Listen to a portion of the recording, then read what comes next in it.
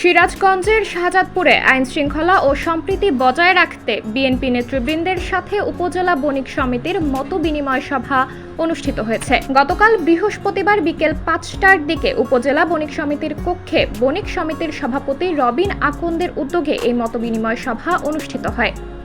এতে প্রধান অতিথি হিসেবে উপস্থিত ছিলেন উপজেলা বিএনপির সংগ্রামী সভাপতি ইকবাল হাসান হীরক।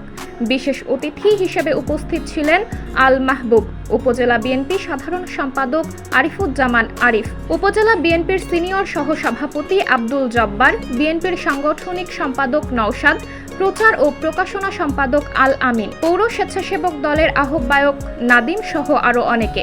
তো মতবিনিময় সভায় বলা হয়, শাহজাদপুর উপজেলা বাংলাদেশের মধ্যে একটি অত্যন্ত গুরুত্বপূর্ণ উপজেলা এবং এটি তাঁত শিল্প এলাকা নামে পরিচিত।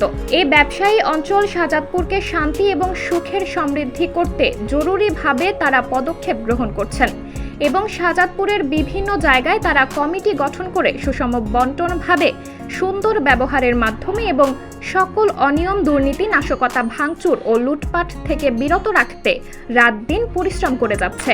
শাহজাদপুর উপজেলাকে সুরক্ষিত করতে রাত দিন পাহারাদার রাখা হয়েছে ছাত্র দলের প্রত্যেকটি কর্মকর্তা, কর্মচারী ও স্বেচ্ছাসেবক দলের অধিকাংশ টিমকে।